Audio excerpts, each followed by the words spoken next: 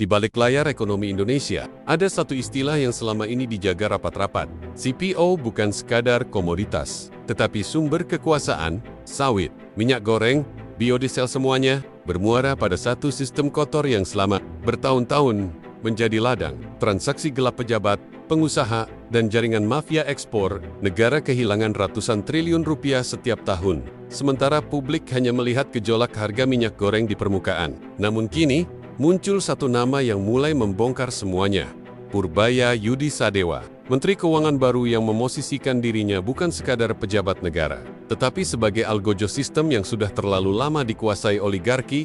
Kasus korupsi ekspor CPO dan minyak goreng mencatat kerugian negara 13 triliun yang telah berhasil disita dan disetorkan langsung ke kas negara. Angka ini bukan asumsi, bukan prediksi, melainkan hasil putusan pengadilan yang memaksa para pelaku mengembalikan uang haram tersebut. Tetapi inilah fakta yang lebih mengguncang ekonomi sawit. Indonesia mencapai nilai 700 triliun per tahun, dengan potensi kebocoran hingga 150 triliun akibat manipulasi pajak ekspor, subsidi fiktif, dan permainan kuota dagang. 13 triliun rupiah hanyalah pintu pertama dari gudang mega korupsi nasional. Purbaya menyatakan dengan bahasa yang tidak biasa diucapkan pejabat, "Kalau perlu, saya tutup semua jalur yang selama ini dijadikan tempat mencuri uang negara. Dan kalau pegawai saya terlibat, saya pecat. Kalau hukum tidak bisa menjangkau mereka, saya buat hidupnya tidak nyaman."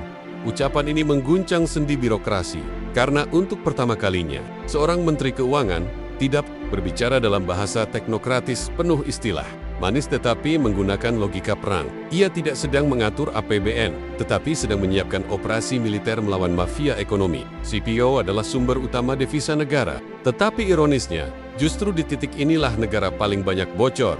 Mafia ekspor mengontrol kuota, menahan pasokan di dalam negeri, lalu memainkan harga minyak goreng sehingga rakyat kecil harus antre dan membayar lebih mahal demi komoditas yang secara logika harusnya menjadi hak murah masyarakat. Saat harga melambung, para mafia meminta kompensasi subsidi ke negara. Disinilah negara dirampok dua kali, rakyat membayar mahal. Negara membayar subsidi, sementara keuntungan mengalir ke kantong oligarki. Dan inilah yang tidak pernah diberitakan secara gamblang. Sebagian besar kebocoran itu terjadi melalui jalur bea cukai, pintu gerbang ekspor-impor negara. Itulah mengapa Purbaya tidak hanya bicara reformasi pajak, tetapi langsung menyeret nama bea cukai sebagai sarang yang harus dibersihkan. Karena lapor Purbaya dibuka, dan dalam waktu 48 jam, masuk lebih dari 15.933 laporan, ratusan diantaranya secara langsung menyebut praktik suap, pemerasan, dan manipulasi data ekspor sawit. Pengusaha sawit kecil bersuara, mengaku selama bertahun-tahun harus membayar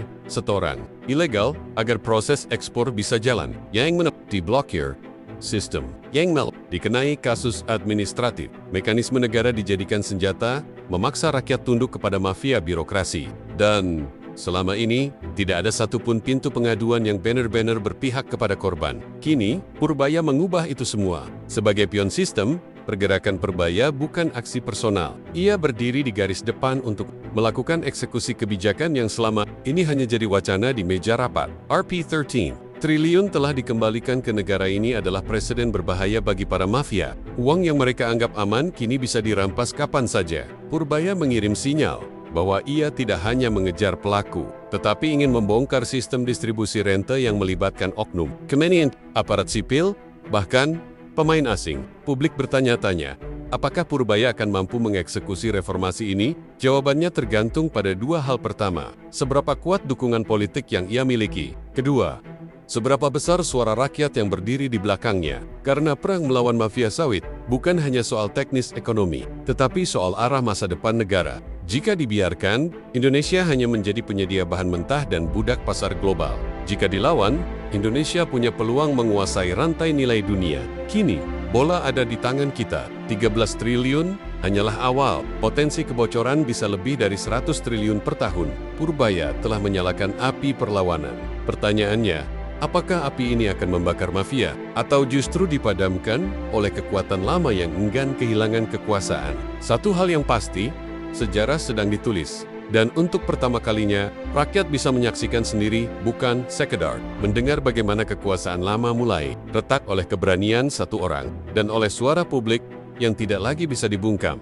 Dan disinilah pertarungan sesungguhnya dimulai. Purbaya bukan sekadar menteri baru, ia adalah pion pembuka jalan. Dalam teori strategi, pion adalah bidak yang jika berhasil menembus barisan musuh, ia akan berubah menjadi kekuatan tertinggi. Dan hari ini, semua mata tertuju padanya. Bukan karena popularitas, tapi karena keberaniannya menantang sistem yang selama puluhan tahun tidak tersentuh. Kasus korupsi CPO senilai 13 triliun yang berhasil diseret ke meja hukum hanyalah ujung dari gunung es. Data internasional menunjukkan kebocoran CPO Indonesia berpotensi mencapai 150 triliun per tahun. Artinya, dalam satu periode pemerintahan, angka itu bisa menembus 600 triliun. Uang sebesar ini bisa membangun ribuan rumah sakit, jutaan beasiswa, hingga menghapus kemiskinan ekstrem. Tapi selama ini, uang itu justru dipakai untuk membeli jet pribadi, villa di luar negeri, dan menopang kekuasaan segelintir elit. Dan kini, tembok itu mulai retak. Purbaya mengubah birokrasi dari dalam, memukul jantung mafia dari jalur yang paling vital, aliran uang negara. Ia tidak mengejar pencitraan, tidak melakukan gimmick, tidak bermain drama media. Ia bicara dengan satu bahasa. Jika pegawai negara mengkhianati negara, mereka bukan abdi negara, tapi musuh negara. Tentu saja, langkah ini tidak akan berjalan mulus. Kelompok lama mulai bergerak. Akan ada upaya menjatuhkan reputasi, membangun narasi tandingan, bahkan menyusupkan konflik internal agar publik bingung dan lelah. Tetapi di era digital ini, mereka lupa satu hal penting. Rakyat sudah melek. Publik tidak lagi bisa dibohongi dengan jargon birokrasi. Rakyat tahu mana kebijakan yang berpihak, mana yang dibuat untuk memeras. Purbaya bukan pahlawan. Ia adalah pemicu, pemantik dari revolusi ekonomi yang jauh lebih besar. Dan hari ini, sejarah memberi kita kesempatan langka menyaksikan lahirnya babak baru Indonesia. Apakah kita akan kembali dikendalikan oleh oligarki ekspor, atau kita berdiri tegak sebagai bangsa bermartabat yang mengendalikan kekayaannya sendiri? Inilah momen penentuan.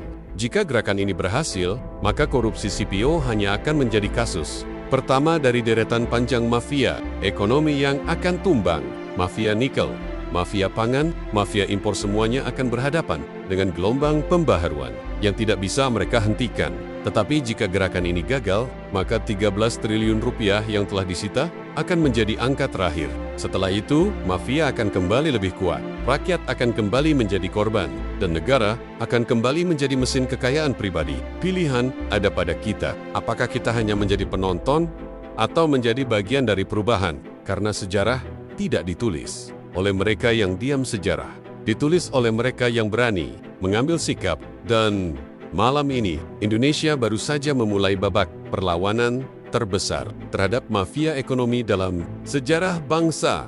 Pertanyaannya bukan lagi, apakah Purbaya bisa menang? Pertanyaannya adalah, apakah rakyat berani berdiri di belakangnya?